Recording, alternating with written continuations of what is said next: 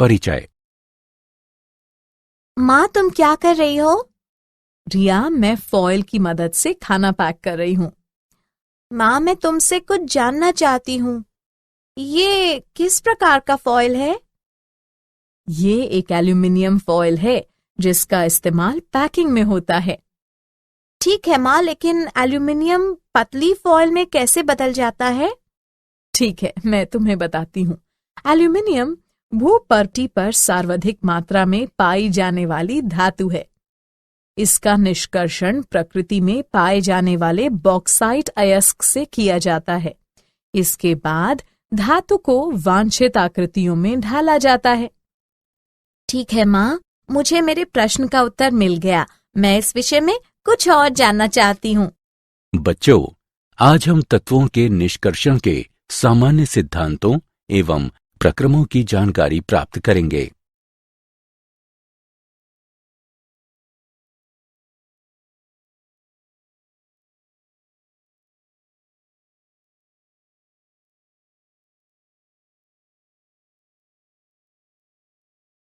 उद्देश्य। इस पाठ के अंत में आप निम्न करने में सक्षम हो जाएंगे: मूल पारिभाषिक शब्दावली को परिभाषित करना, धातुओं की उपलब्धता की जानकारी प्राप्त करना, अयस्क संघनन का वर्णन करना, संघनित अयस्क से कच्ची धातु के निष्कर्षण का विश्लेषण करना, धातु कर्म के ऊष्मागतिकी सिद्धांतों को समझना, लोहे, तांबे एवं जिंक के निष्कर्षण का विश्लेषण करना, धातु कर्म के वैद्युत रसायन सिद्धांतों को समझना, सज्जीकरण का वर्णन करना, एल्यूमिनियम, तांबे, जिंक एवं लोहे के अनुप्रयोग को समझना।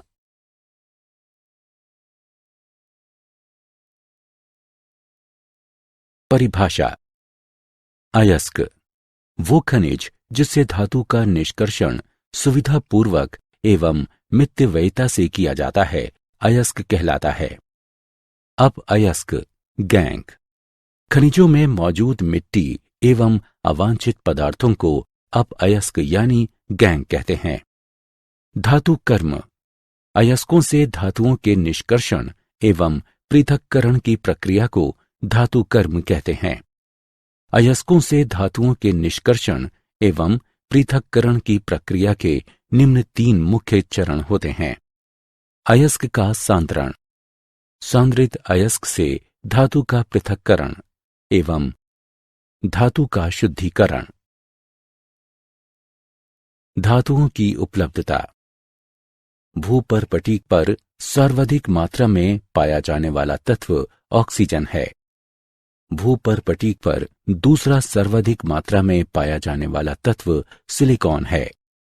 धातुओं में एल्यूमिनियम भूपर्पटी पर सर्वाधिक मात्रा में पाया जाता है। ये भूपर्पटी पर तीसरा सबसे ज्यादा पाया जाने वाला तत्व है। ये अभ्रक तथा मृत्तिका सहित अनेक आग्नेय खनिजों का प्रमुख घटक है। बहुत से रत्न प्रस्तर Al2O3 के अशुद्ध रूप हैं तथा ये अशुद्धियां क्रोमियम से तांबे तक होती हैं। धातुओं में लोहा भूपर्पटी पर दूसरी सबसे ज्यादा पाई जाने वाली धातु है। ये भूपर्पटी पर सर्वाधिक मात्रा में पाए जाने वाले तत्वों में इसका स्थान चौथा है। ये तत्व एवं यौगिक दोनों ही रूपों में बहुत महत्वपूर्ण है। ये हीमोग्लोबिन में पाया जाता है जो ऑक्सीजन के वाहक के रूप में कार्य करता है।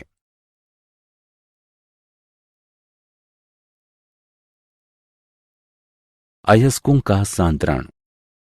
अयस्कों से अवांछित पदार्थों के पृथक्करण की प्रक्रिया को अयस्कों का सांद्रण कहते हैं।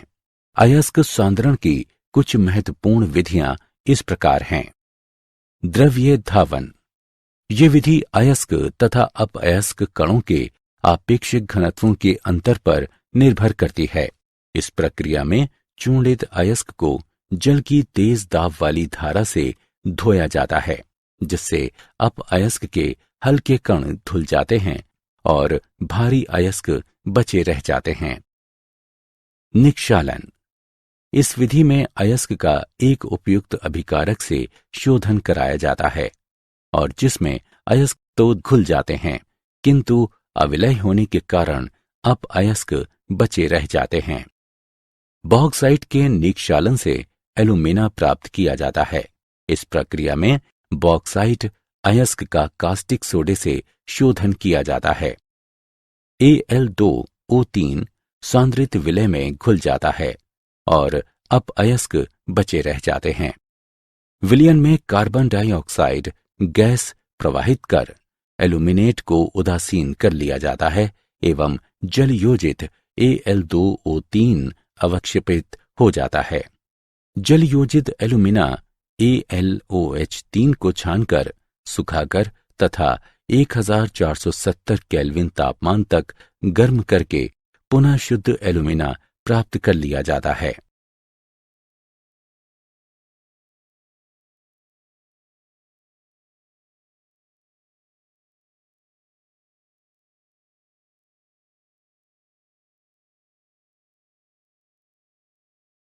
चुंबकीय पृथक्करण। चुंबकीय पृथक्करण विधि अयस्क के दो घटकों में चुंबकीय गुणों की भिन्नता पर आधारित होती है। चूर्णित अयस्क को एक घूमते हुए पट्टे पर डाला जाता है जो चुंबकीय रोलर पर लगा होता है।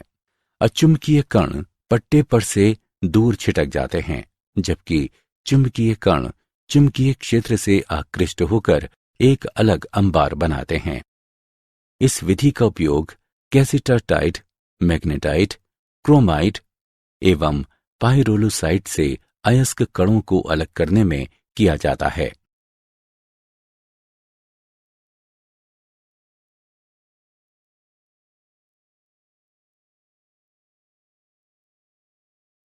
झाग प्लवन विधि। इस विधि का उपयोग मुख्यतः सल्फाइड अयस्कों के सांद्रण में किया जाता है। इस प्रक्रिया में निहित नियम ये है कि सल्फाइड अयस्क कण चीड़ के तेल से तथा मैल के कण पानी से भिगोए जाते हैं। इस विधि में चूर्णित अयस्क का पानी मिलाकर घोल बना लिया जाता है। फिर इसमें चीड़ का तेल, वसा अम्ल एवं जैंथेट जैसे संग्राही तत्व मिला दिए जाते हैं। झाग को स्थिर करने वाले क्रिसॉल, एनिलीन जैसे घटक उसे स्थिर कर देते हैं। अयस्क कण तेल से तथा मैल के कण पानी से भीग जाते हैं। एक घूमता पैडल मिश्रण को हिलाता है तथा इसमें स्थित वायु को खींच लेता है। परिणाम स्वरूप झाग बनता है जिसमें अयस्क के कण एकत्रित हो जाते हैं।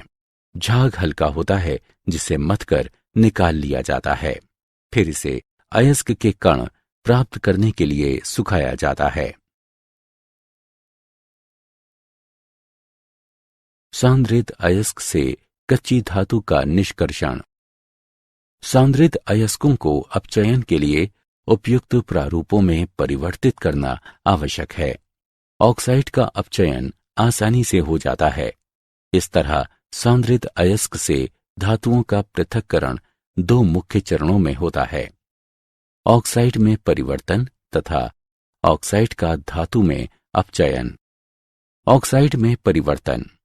सल्फाइड एवं कार्बोनेट अयस्क की तुलना में ऑक्साइड आसानी से अपचयित होते हैं। ऐसा दो विधियों से किया जाता है, निष्पापन एवं भर्जन। निष्पापन। इस प्रक्रिया में वाष्पशील पदार्थों के निष्कासन के लिए अयस्क को गर्म किया जाता है। परिणाम स्वरूप धातु ऑक्साइड शेष रह जाता है। भर्जन। इस प्रक्रिया में अयस्क को वायु की नियमित आपूर्ति के साथ धातु के गलनांक से नीचे के तापमान पर गर्म किया जाता है। सल्फाइड अयस्क को भर्जन द्वारा ऑक्साइड में परिवर्तित किया जाता है। ऑक्साइड का धातु में अपचयन। धातु ऑक्साइड को धातु में बदलने की प्रक्रिया को अपचयन कहते हैं। इस प्रक्रिया में धातु की अभिक्रियाशीलता के आधार पर एक उपयुक्त अपचायक की आवश्यकता होती है। उदाहरण के लिए कार्बन, कार्बन मोनोऑक्साइड, एल्यूमिनियम एवं मैग्नीशियम।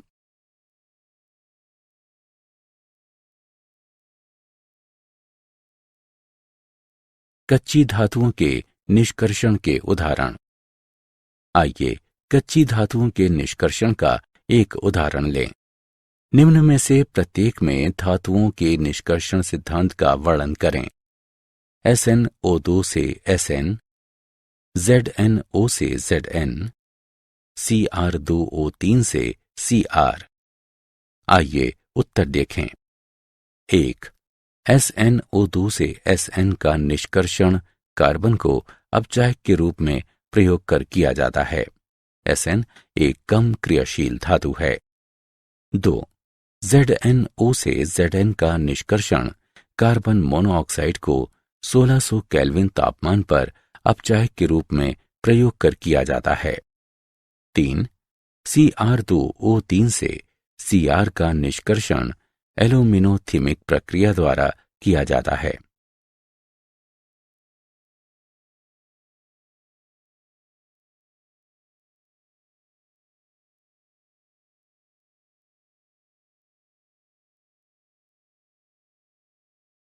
धातु कर्म के ऊष्मागतिकीय सिद्धांत।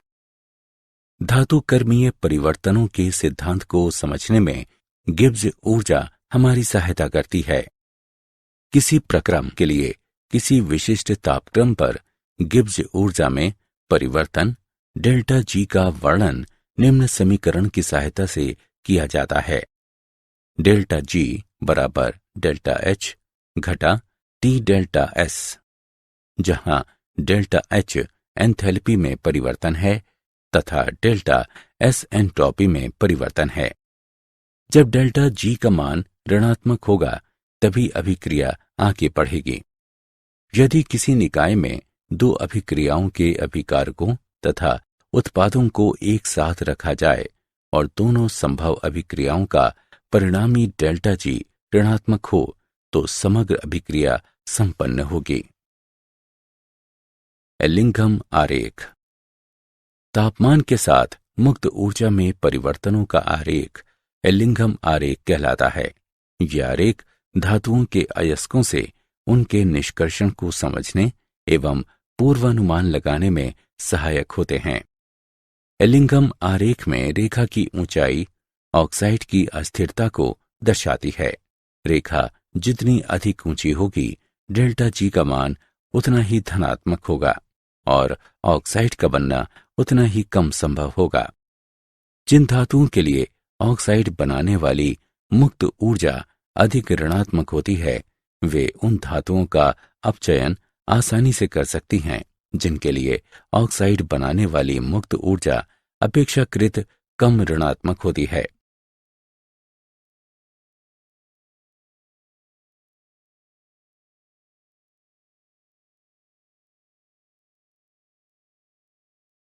आयरन का निष्कर्षण लौह निष्कर्षण।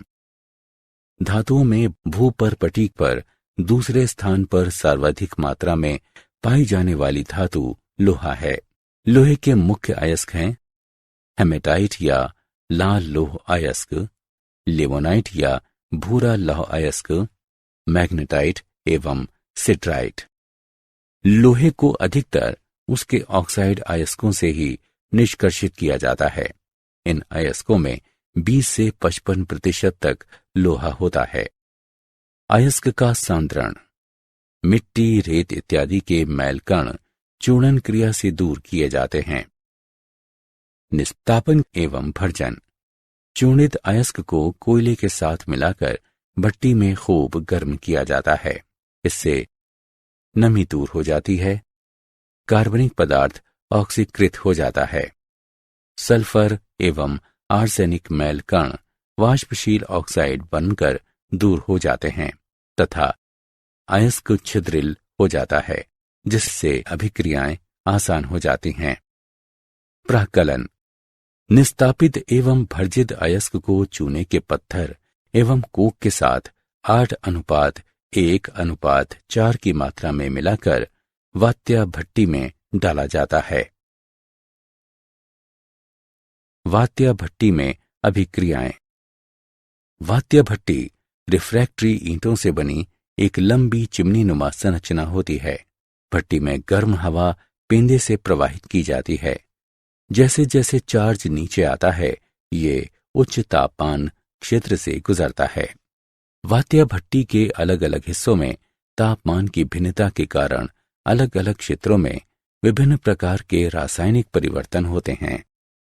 दहन क्षेत्र ये भट्टी का सबसे निचला हिस्सा है।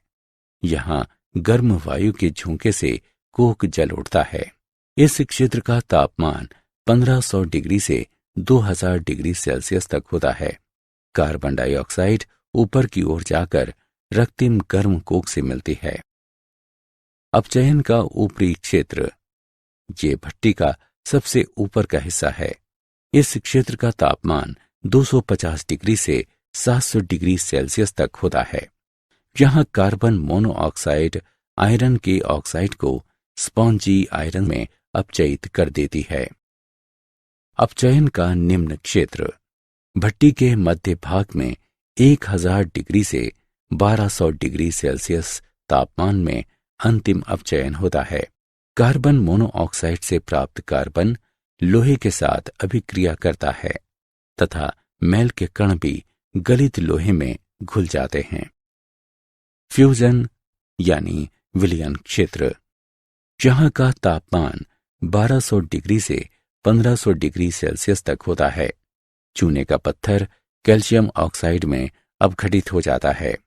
ये एक प्रगलक के रूप में कार्य करता है तथा SiO2 एवं Al2O3 जैसी अशुद्धियों को धातु मल बनाकर अलग कर देता है। गलित लोहा वात्या भट्टी की तली में इकट्ठा हो जाता है। धातुमल हल्का होने के कारण गलित लोहे के ऊपर तैरता है। धातुमल को धातुमल छिद्र में से प्रवाहित कर अलग कर दिया जाता है।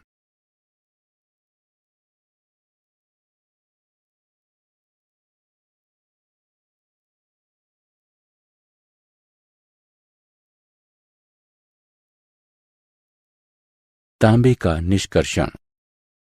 तांबा प्राकृतिक एवं युक्त दोनों ही रूपों में पाया जाता है। ये मुख्यतः सल्फाइड, ऑक्साइड और कार्बोनेट रूपों में पाया जाता है। तांबे के निष्कर्षण के मुख्य चरण सांद्रण, भर्जन, प्रकलन। सांद्रण सल्फाइड अयस्क को बारीक चूर्ण में बदलकर झाग प्लवन विधि द्वारा सांद्रित किया जाता है।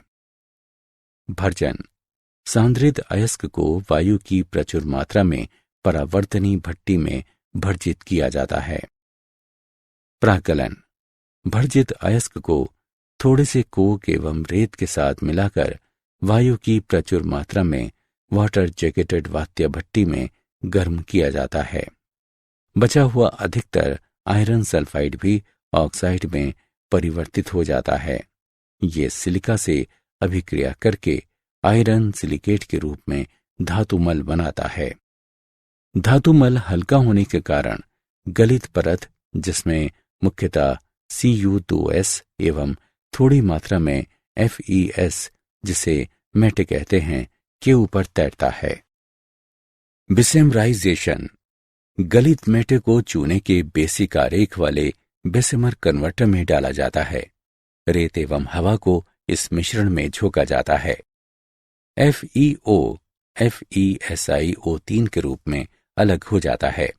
जब आयरन को पूर्ण रूप से अलग कर दिया जाता है, क्यूप्रस ऑक्साइड क्यूप्रस सल्फाइड से अभिक्रिया कर कॉपर प्रदान करता है। धात्विक कॉपर तब पिघलकर कन्वर्टर की तली की ओर बह निकलता है। इस स्टील के ढांचों में डाला जाता है। इसके ठंडा होते ही इसमें घुली हुई सल्फर डाइऑक्साइड निकलती है, जिसके कारण ठोस धातु में फफोले से पड़ जाते हैं। इसलिए इसे फफोलेदार तांबा कहते हैं। इसमें लगभग 98% तांबा होता है। फफोलेदार तांबे का वैद्युत अपघटन से शोधन किया जाता है।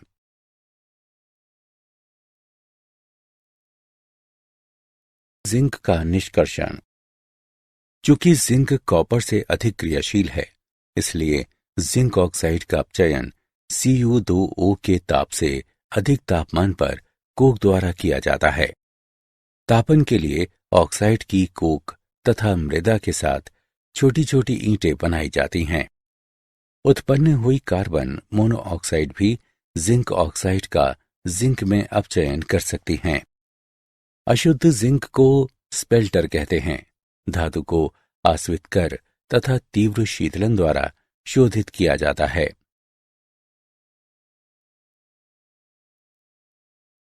धातु कर्म के वैद्युत रासायनिक सिद्धांत।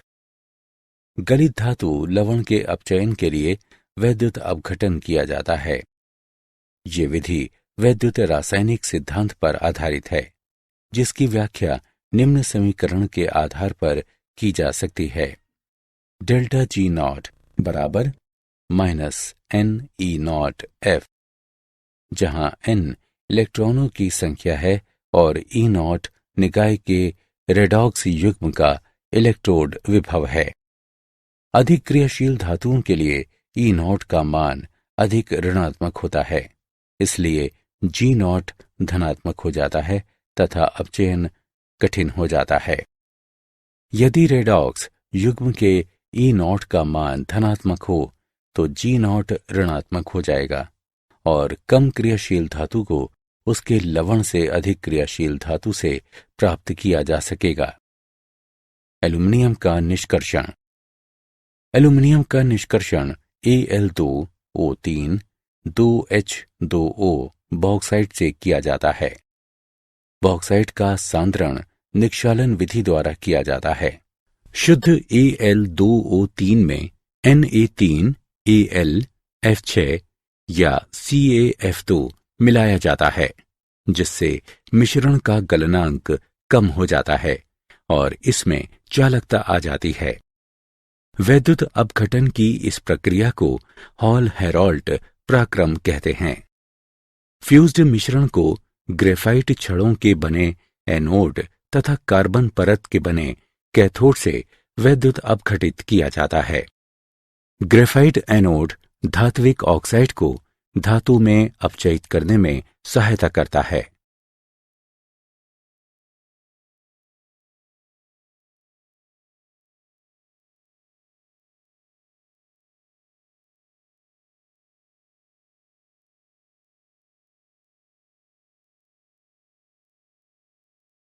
ऑक्सीकरण अपचयन। अधातुएं अपने खनिजों से वैद्युत रासायनिक ऑक्सीकरण द्वारा प्राप्त की जाती हैं।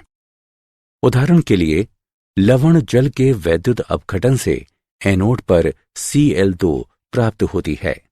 क्लोरीन ऋण जल में उपस्थित आयन के ऑक्सीडेशन के लिए गिब्स ऊर्जा की मानक अभिक्रिया।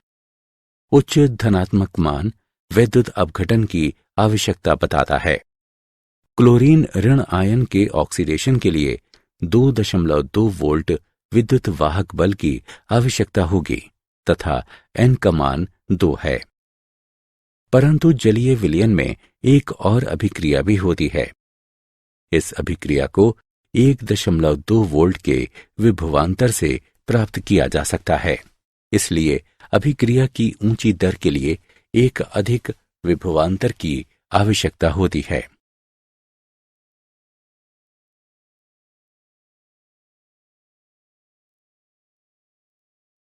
शोधन। निष्कर्षण से प्राप्त धातुओं में सामान्य रूप से कुछ मैल कण मिले होते हैं। उच्च शुद्धता की धातु प्राप्त करने के लिए अनेक विधियां प्रयोग में लाई जाती हैं। ये विधियां धातु एवं उसमें उपस्थित अशुद्धियों के गुणों में अंतर पर निर्भर करती हैं। आसवन। ये विधि कम क्वथनांक वाली धातुओं के शोधन में प्रयुक्त होती है। अशुद्ध धातु को वाष्पीकृत करके शुद्ध धातु को आश्रुत के रूप में प्राप्त कर लिया जाता है। उदाहरण जिंक एवं पारा। द्राव गलन परिष्करण। इस विधि में कम गलनांक वाली धातु को पिघलाकर ढालू सतह पर बहने दिया जाता है। इस प्रकार अधिक गलनांक वाली अशुद्धियां अलग हो जाती हैं। उदाहरण के लिए टिन। वैद्युत अपघटनी शोधन। इस विधि में अशुद्ध धातु को एनोड तथा शुद्ध धातु को कैथोड बनाते हैं। उसी धातु के विलय लवण को वैद्युत अपघटक के रूप में प्रयोग करते हैं। विद्युत धारा प्रवाहित करने पर अशुद्ध धातु धात्विक आयन बनाती है जो कैथोड पर जाकर शुद्ध धातु के रूप में इकट्ठे हो जाते हैं। उदाहरण तांबा, जिंक एवं एल्यूमीनियम। मंडल परिष्करण। ये विधि इस सिद्धांत पर आधारित है कि अशुद्धियों की विलयता धातु की ठोस अवस्था की अपेक्षा गलित अवस्था में अधिक होती है। अशुद्ध धातु की छड़ के एक किनारे पर लगे वृत्ताकार गतिशील तापक की सहायता से इसे गर्म किया जाता है। मैल कण संलग्न गलित मंडल में दूसरे किनारे पर चले जाते हैं तथा शुद्ध धातु क्रिस्टलित हो जाती है। इस क्रिया को बार बार दोहराया जाता है तथा तापक को एक ही दिशा में बार बार चलाया जाता है। उदाहरण, इसका प्रयोग अर्धचालकों को शुद्ध करने में किया जाता है। वर्णलेखिकी विधियां। ये विधि शोधन के इस सिद्धांत पर आधारित है कि अधिशोधक पर मिश्रण के विभिन्न घटकों का अधिशोषण अलग अलग होता है। स्तंभ वर्णलेखिकी में Al2O3 का अधिशोषक के रूप में प्रयोग किया जाता है। पृथक किए जाने वाले मिश्रण को उपयुक्त विलायक में लेकर स्तंभ पर लगाया जाता है। कम घुलनशील घटक पहले अधिशोषित होते हैं तथा अधिक विलय घटक बाद में अधिशोषित होते हैं। ये विधि उन तत्वों के लिए उपयुक्त है जो सूक्ष्म मात्रा में पाए जाते हैं तथा जिसमें तत्व और अशुद्धियों के रासायनिक गुणों में अधिक भिन्नता नहीं पाई जाती। एल्यूमीनियम के अनुप्रयोग। एल्यूमीनियम चूर्ण का प्रयोग लोहे एवं अन्य सतहों को ढकने के लिए सिल्वर पेंट्स में किया जाता है। इसका प्रयोग ऑटोमोबाइल एवं वायुयान में प्रयुक्त होने वाली मिश्र धातु को बनाने में किया जाता है। इसका प्रयोग सिगरेट एवं कन्फेक्शनरी के आवरण पत्रा के लिए पतली पन्नी बनाने में किया जाता है। इसका प्रयोग विद्युत ट्रांसमिशन केबल बनाने में किया जाता है। इसका प्रयोग बर्तन, ट्रे, फ्रेम एवं अन्य सजावट के सामान बनाने में किया जाता है। हल्की सुचालक एवं जंग प्रतिरोधी होने के कारण इसका प्रयोग मिश्र धातु बनाने में किया जाता है। उदाहरण के लिए मैग्नीशियम, डुरालुमिन एवं एल्यूमीनियम ब्रॉन्ज।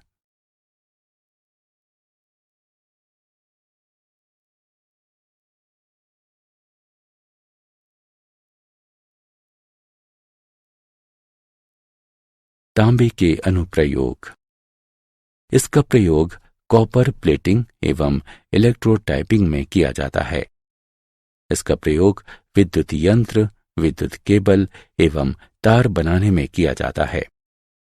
इसका प्रयोग वैक्यूम पंप, बर्तन एवं कैलोरीमीटर बनाने में किया जाता है। इसके बहुत से यौगिकों का प्रयोग कीटनाशक, पीड़कनाशक एवं पिगमेंट्स बनाने में किया जाता है। इसका प्रयोग बहुत सी मिश्र धातुएं बनाने में किया जाता है। उदाहरण के लिए पीतल, जर्मन सिल्वर एवं गन मेटल इत्यादि।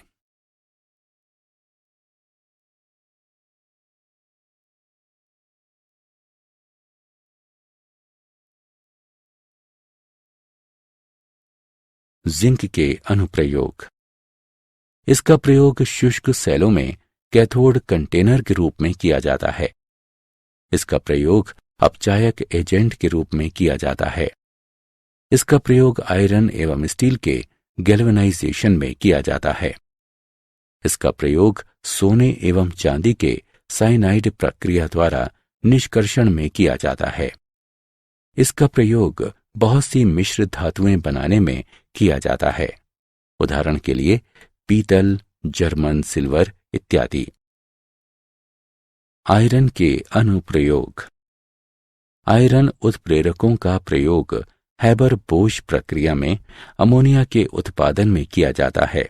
फिशर-ट्रॉप्श प्रक्रिया में इनका प्रयोग कार्बन मोनोऑक्साइड को हाइड्रोकार्बन में बदलने में किया जाता है, जिनको ईंधन एवं स्नेहक के रूप में प्रयोग करते हैं।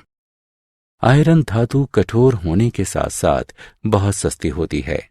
अधिकतर वाहन, मशीन के पुर्जे, बड़े जहाजों के हल्स, बिल्डिंग एवं मशीन के हिस्से लोहे से बने होते हैं। आयरन को अन्य धातुओं के साथ मिलाकर स्टील बनाया जाता है।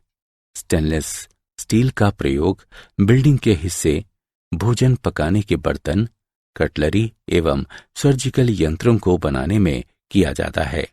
इसका प्रयोग वायुयान एवं वाहन बनाने में किया जाता है। क्या आप जानते हैं, कमरे के तापमान पर पारा एकमात्र ऐसी धातु है जो द्रव अवस्था में पाई जाती है। कांसा, तांबे एवं टिन से मिलकर बनी एक मिश्र धातु है। इसमें तांबे की मात्रा सर्वाधिक 80 से 85% तक होती है। विश्व में 6ठे स्थान पर पाया जाने वाला तत्व लोहा है।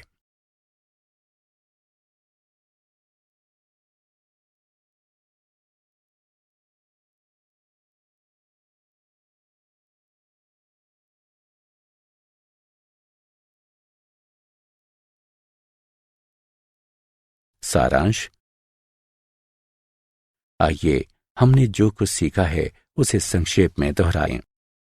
वो खनिज जिससे धातु का निष्कर्षण सरलता एवं आर्थिक सुगमता से होता है, अयस्क कहलाता है। अयस्कों से अवांछित पदार्थों के पृथक्करण की प्रक्रिया को अयस्कों का सांद्रण कहते हैं। झाग प्लवन विधि का प्रयोग मुख्यतया सल्फाइड अयस्कों के सांद्रण में होता है। तापमान के साथ मुक्त ऊर्जा में परिवर्तनों का आरेख एलिंघम आरेख कहलाता है। गलित धातु लवण के अपचयन के लिए वैद्युत अपघटन किया जाता है। ये विधि वैद्युत रासायनिक सिद्धांत पर आधारित है। उच्च शुद्धता की धातु प्राप्त करने के लिए अनेक विधियां प्रयोग में लाई जाती हैं। ये विधियां धातु एवं उसमें उपस्थित अशुद्धियों के गुणों में अंतर पर निर्भर करती हैं। इन विधियों को शोधन कहते हैं। मंडल परिष्करण विधि इस सिद्धांत पर आधारित है कि अशुद्धियों की विलयता धातु की ठोस अवस्था की अपेक्षा गलित अवस्था में अधिक होती है। वर्णलेखिकी विधि शोधन के इस सिद्धांत पर आधारित है कि अधिशोषक पर मिश्रण के विभिन्न घटकों का अधिशोषण अलग अलग होता है।